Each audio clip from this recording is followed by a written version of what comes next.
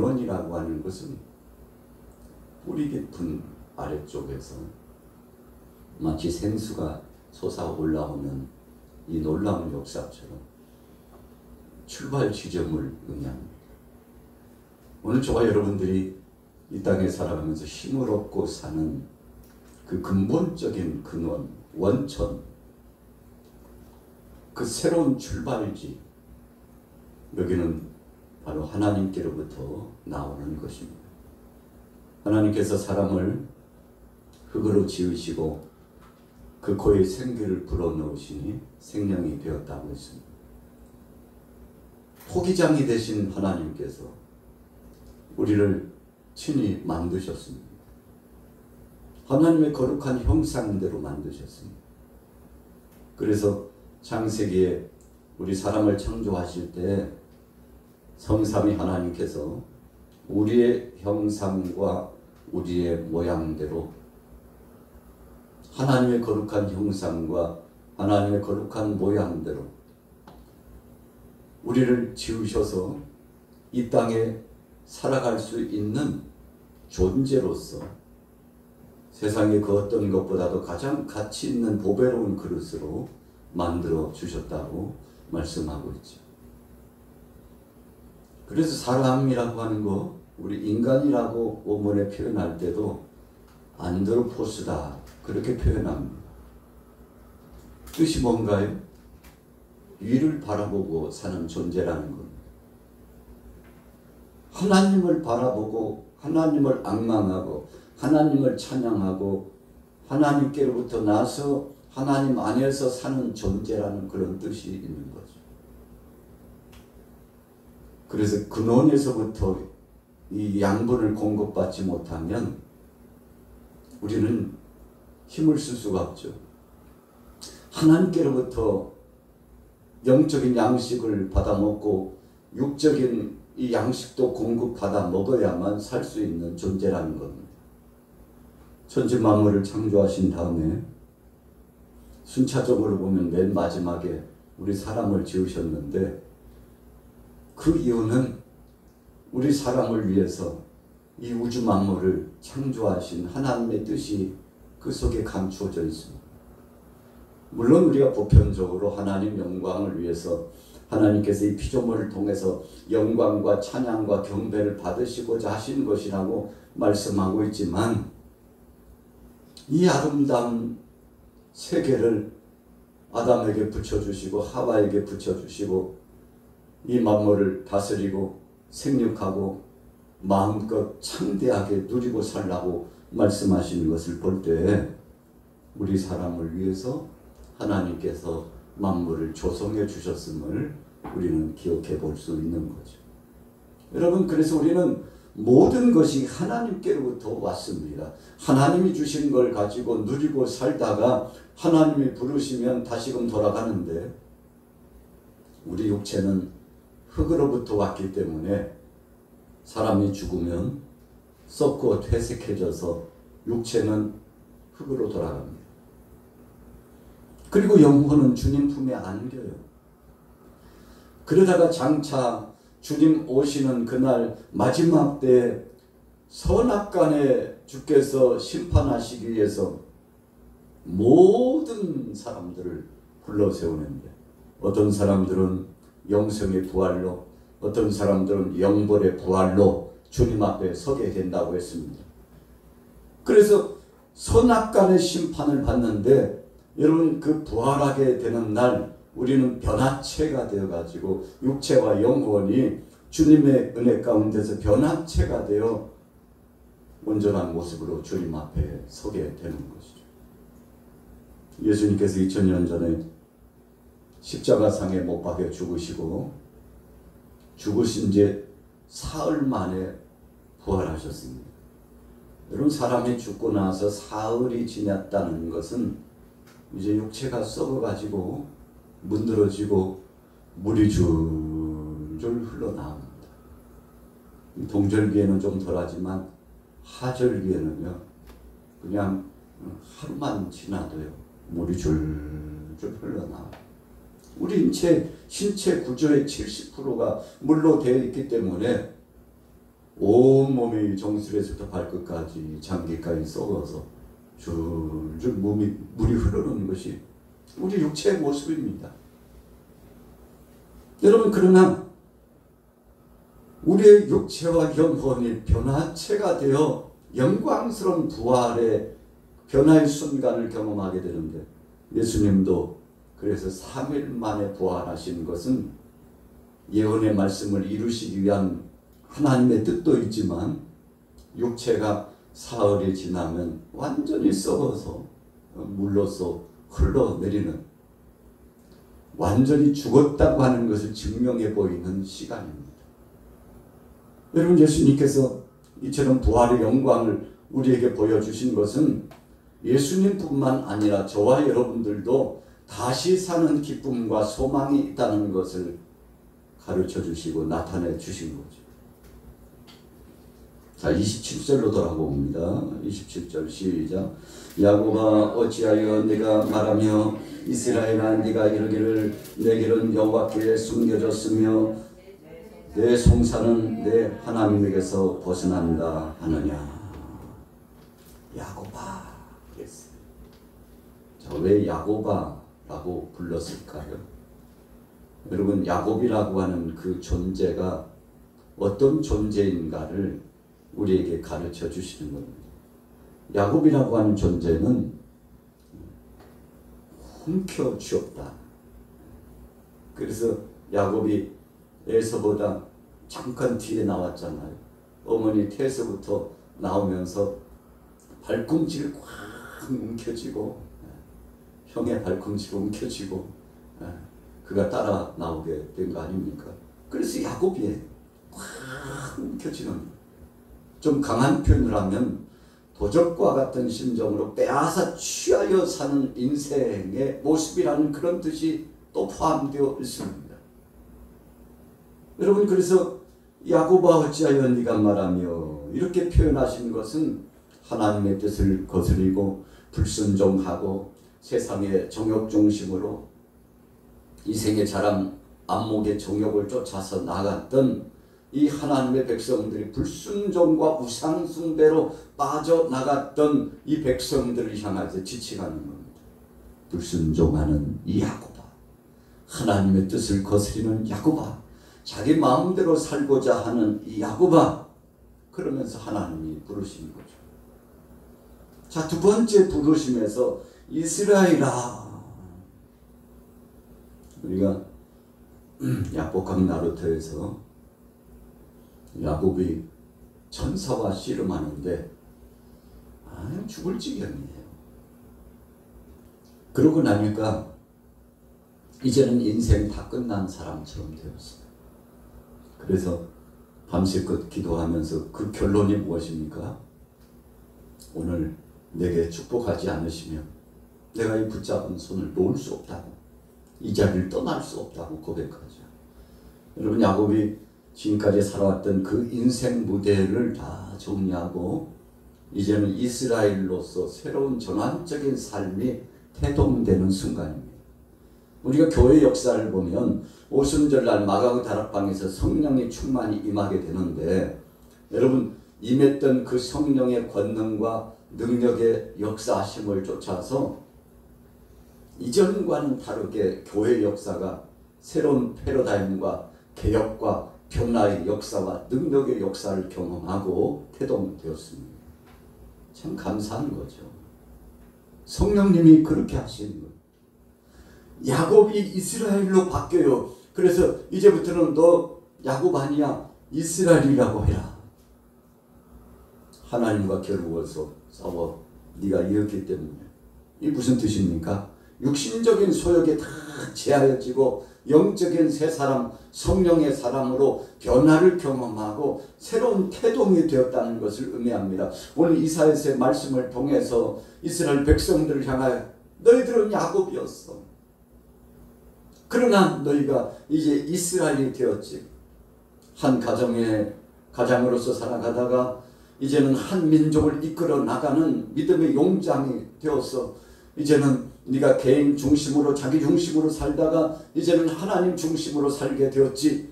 여러분 역사적인 그 무대를 마치 조명으로 재조명해 주듯이 그렇게 비춰주는 거 아니겠습니까? 이런 역사를 통해서 하나님의 백성들이 새롭게 되었다는 것을요. 오늘 이사야 선지자가 하나님을 떠나고 타락했던 저들이 얼마나 간악하고 그리고 하나님의 뜻을 거스르면서 오그러진 길로 나갔었던 것인가, 이 역사적인 무대를 조명해 주는 말씀이 바로 오늘 27절의 말씀이죠. 이스라엘아, 내가 이르기를 내게는 여호와께 숨겨졌으며 내 송사는 내 하나님에게서 벗어난다 하느냐. 여러분 절망적인 절체절명의 위기감을 말씀하고 있는 거죠. 물론 소망도 비전도 없는 것 같은데 여러분 그 절망의 늪에서 하나님 말씀하십니다. 걱정하지 말. 이제 두려워하지 말. 야곱이 야복강 나룻에서 하나님 앞에 간절히 부르짖어 기도하면서 하나님, 제가 지금까지 살아왔던 삶이 송두리째 한순간 무너지게 생겼는데 하나님 어쩌면 좋겠습니까? 어떻게 해야 됩니까? 라고 하나님 앞에 울부짖으면서 부르짖는데 하나님께서 두려워하지 말라. 걱정하지 말라. 내가 너를 책임져 줄게. 내가 너를 도와줄게. 내가 너와 동행해 줄게. 모든 것들이 일사천리로 형통하게 되리라고 말씀해 주신 그 말씀의 힘을 얻었던 순간을 기억하도록 하는 거죠. 28절 읽습니다. 시작. 너는 알지 못하느냐 듣지 못하느냐 영원하신 하나님 여호와 땅 끝까지 창조하신 이는 피곤하지 않으시며 곤비하지 않으시며 명철이 한이 없으시며. 아멘. 여러분 하나님이 어떤 분이신가를 우리가 신앙 고백한다는 것은 매우 중요합니다. 자녀들이 부모를 생각할 때 우리 아버지 어머니는 어떤 분이셔. 그래서 부모를 신뢰하면 끝까지 그 신뢰하는 마음으로 존중히 여기고 귀한 분으로 모시고 끝까지 선대하고 예를 갖추죠. 그러나 부모를 무시하거나 또 자기 임의적으로 판단해가지고 결정하고 평가하기 시작하면 여러분 마치 높은 곳에서 아래로 떨어져 버리는 것처럼 참 막대하고 그리고 무례하고 함부로 말하고 함부로 대하고 그렇습니다. 여러분 이 이스라엘 백성들이 그랬어요. 여호와 하나님을 섬기면서도 바알 숭배에 빠지고 아세라 숭배에 빠졌어요.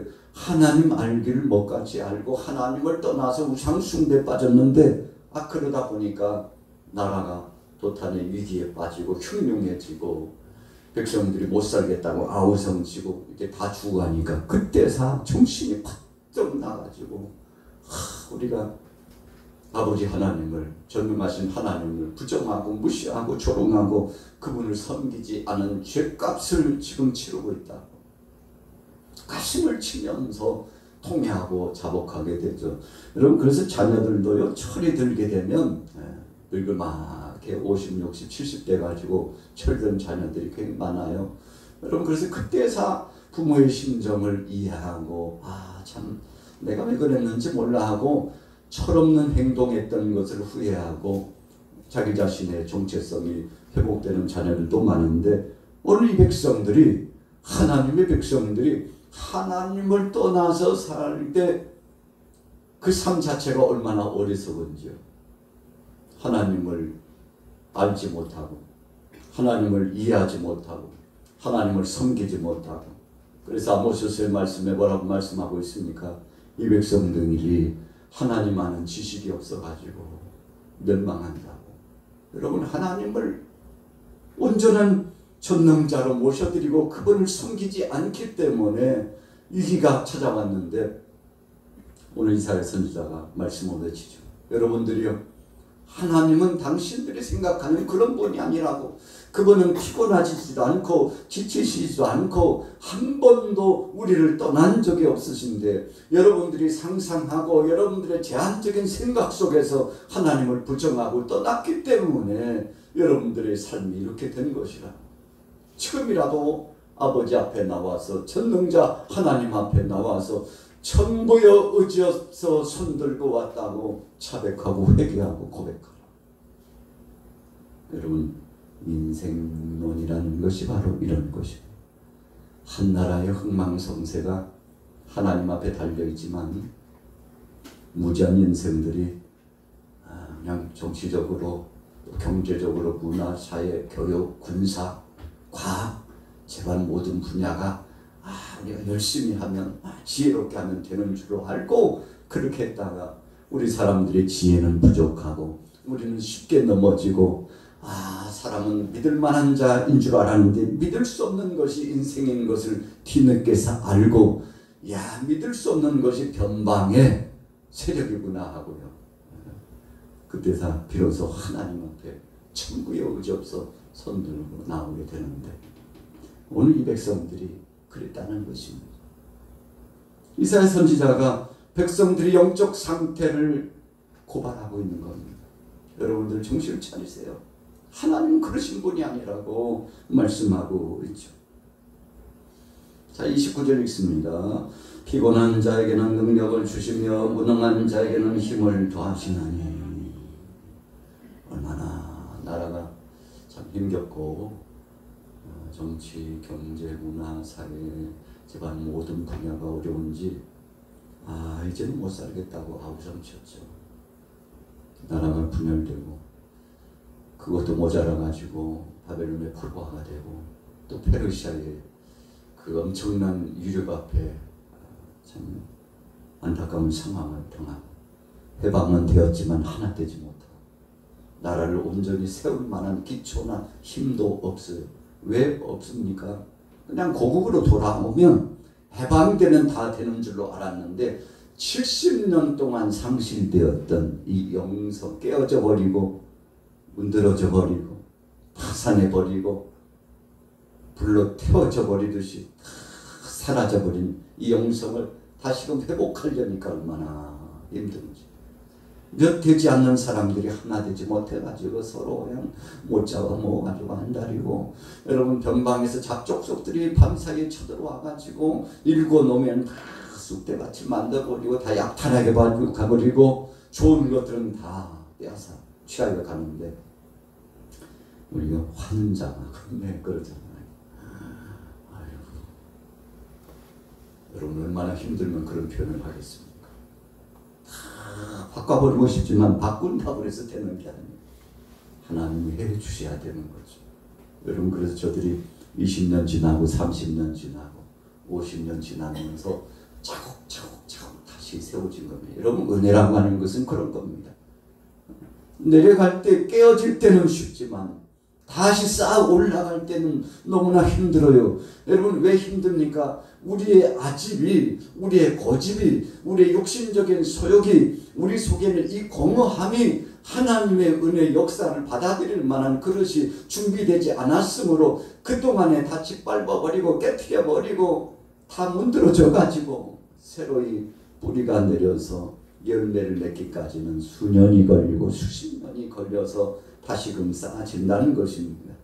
그래서 한 나라가 기울어지면요, 그 나라가 회복되기까지 숱한 시간이 많이 걸립니다.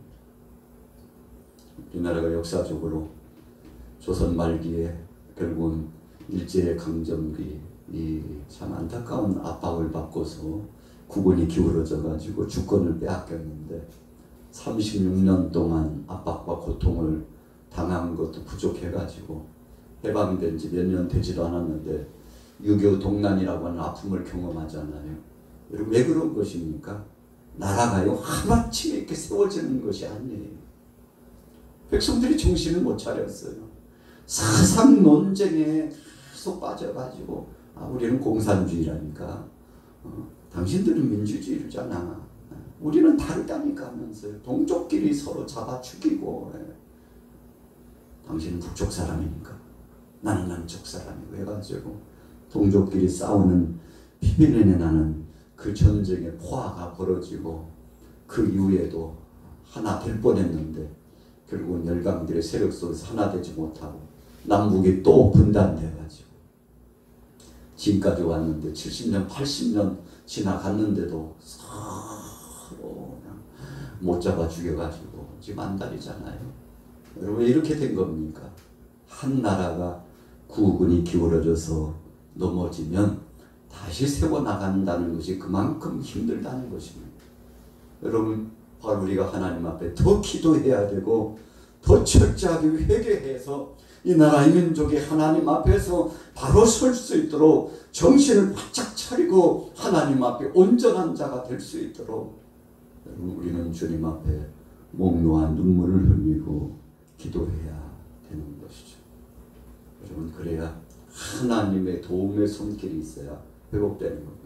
오늘 이사야 선지자가 택한 백성들을 바라보면서 참 안타까워요. 마음이 아파요.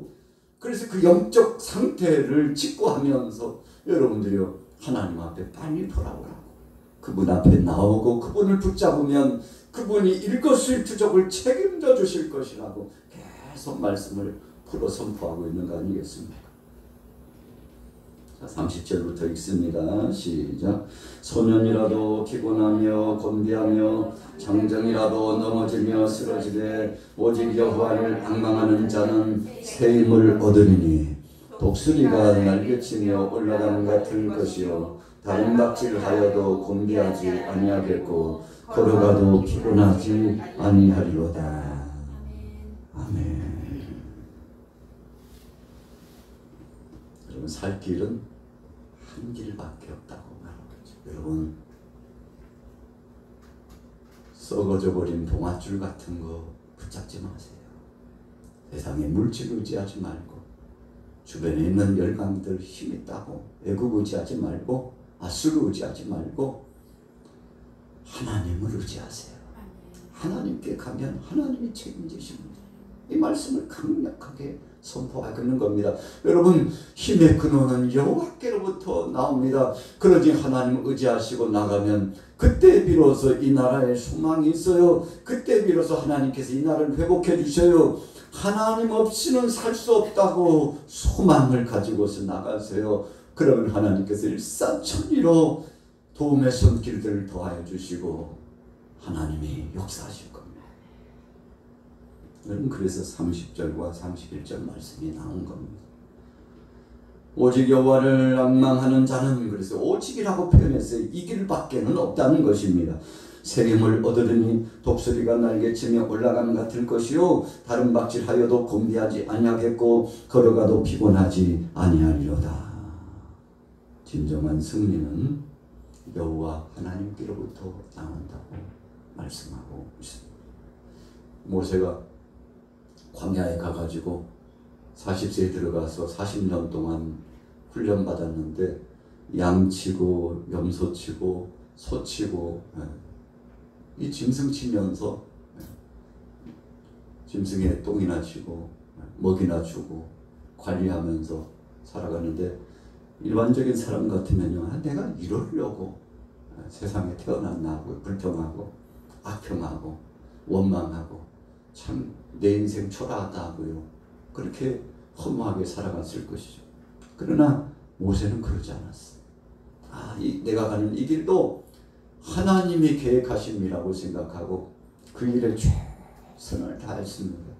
거기서 이들의 집에 가가지고 결혼도 하고 자녀도 낳고 살면서 이제는 초야에 묻혀가지고 내 인생의 모습이 이대로 끝난다 할지라도 하나님께서 정하신 길이라면 이 길을 가리라고 했는데 그때 모든 것을 포기하고 내려놓은 80세 하나님께서 호렙산 떨기나무 불꽃 가운데서 저를 부르셨는데 참 대단한 역사였죠. 여러분 오늘 30절 31절은 그 말씀이에요. 여러분들이 쥐고 있는 거 다 놓으세요. 그거 놓지 않으면 죽어요.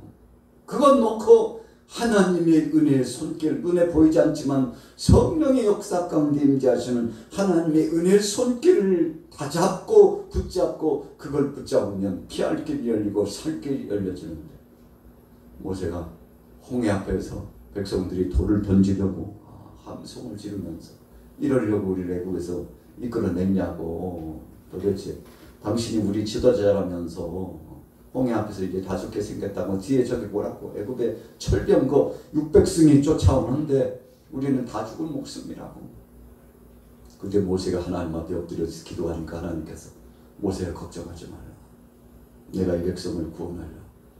백성들에게 선포하라. 오늘날 이 백성들을 구원하시는 하나님의 손길을 가만히 목도에 보게 될 것이라고 전하라. 여러분 모세가 그 말씀을 백성들에게 전하고 여러분들 하나님이 책임지신답니다. 기다려 보세요. 하나님이 역사하신대요. 그래서 모세가 가진 지팡이를 가지고 홍해를 향한 내용이니까 하나님 말씀대로 순종하는 거죠. 내 지팡이를 홍해를 향한 내용이라 길이 열린다는 거죠. 믿음으로 순종했더니 하나님께서 홍해를 육지같이 건널 수 있도록 길을 열어주시고 그 이후에도 40여 년 동안 택한 백성들을 보호해 주셨는데 여러분 사실 지내놓고 보면요 하나님이 도와주신 거 없이 산 적이 없어요. 그 먹는 거 마시는 거 심지어는 입을 옷 문제까지도 하나님께서 책임져 주셔가지고 사랑하는 택한 백성들이 약속의 땅에 도달할 때까지요 옷이 휘어지지 않고 손발이 부르트지 않고 어떻게 그런 일이 있을 수 있어요? 하나님이시니까 하신 거죠. 하나님이 책임져 주신 겁니다. 여러분 그래서 애굽에서 출발해서 약속의 땅 가나안 땅까지 가는 동안 40년의 일대기 역사적인 것을 재평가하고 분석해보면 이것은 상식적으로 여러분 생물학적으로 우리가 인체 공학적으로 아무리 연구해서 분석해 내놓으려고 해도 자료를 만들지 못합니다. 왜 그런가요? 이것은 능하신 하나님 천지 만물을 말씀으로 창조하신 그분이 해 주신 것이기 때문에 여러분 그래서 우리가 성경을 읽을 때 주여 말씀을 읽다가 이해되지 않는 대목이 등장하거든 성령으로 역사하셔서 깨닫도록 하시고 주님 그 역사하심을 마음으로 믿음으로 받아들일 수 있도록 내게 믿음을 주옵소서. 여러분 그래서 성경은 분석하고 탐구하고 그래가지고 어떤 결과물을 얻으려고 말씀을 보는 것이 아니라 이 말씀을 읽는 순간 성령님이 도와주셔서 하나님이 하셨고 앞으로도 하실 것이요 주님이 역사하신다는 것을 믿어지도록 하는 역사가 나타나게 되는 것을 우리는 인정하고 아멘으로 받아들이는 겁니다. 여러분 그래서 성경은 연구의 대상이 아니라 믿음의 대상입니다. 하나님이 하시는 역사는 연구의 대상이나 분석이나 증명해야 되는 역사가 아니라 믿음으로 받아들이는 역사입니다. 그래서 우리가 성경을 읽다 보면 참 신비하죠. 성령님이 영안을 열어주시지 않으면 바로 읽을 수도 없고 깨달을 수도 없습니다. 그러나 성령께서 영안을 열어주시고 깨닫게 해주시면 어느 한순간부터 말씀이 깨달아지고 다윗이 고백했던 것처럼 꿀송이 같은 말씀이 우리 속에 진입해가지고 영육과 안에 큰 능력과 권세가 임한다는 것을 체험하면 그때부터 하나님의 말씀은 술술술술 익혀지고 읽을 때마다 깨달아지고 말씀을 읽고 알고 이 마음속에 믿음으로 받아들일 때마다 능력과 권세가 나타나는 것인데 오늘 여러분들에게도 이런 권세와 능력이 있으시기를 예수님의 이름으로 축원합니다. 여러분 그래서 성경은 독서하는 독서의 분량의 책이 아닙니다. 성경 좀 읽어볼까? 천만에요. 여러분 그래서 우리는 하나님의 말씀을 읽을 때 반드시 성령님의 도우심을 청하고 기도해야 됩니다. 주님 이 말씀을 읽을 때 원저자이신 성령님께서 가르쳐 주시고 원저자이신 주께서 내게 감동을 주시고 그래서 이 말씀이 지식으로 거하는 것이 아니라 내 속에 능력과 권세로 임해서 하나님의 뜻을 이루는 자 되게 하여 주옵소서. 여러분 오늘 여러분들에게 우리의 힘의 근원이 어딜까 주제를 가졌는데 우리의 도움의 손길은 천지를 지으신 여호와께 시편에도 말씀하고 있잖아요. 천지를 지으신 여호와께로서로다. 오늘 이사야도 여러분들 우리의 힘의 근원은 하나님께로부터 오는 것입니다. 그분은 피곤하지 않고 졸지도 주무시지도 않고 우리와 함께 하시는데 그분에게 맡기고 갑시다. 그분이 장차 아들 되신 메시아 예수 그리스도를 보내주셔서 영원한 나라, 언약의 나라, 그 약속의 나라를 선물로 주실 텐데 믿음으로 가자고 오늘 선포하고 있는데, 여러분 이 말씀의 의미를 저들이 잘 깨달았을까요? 성령 안에 맡겼다면 큰 은혜를 체험한 줄로 믿습니다. 이번 남은 시간 동안도 하나님이 주신 능력과 힘으로 승리하게 되시기를 예수님의 이름으로 축원합니다.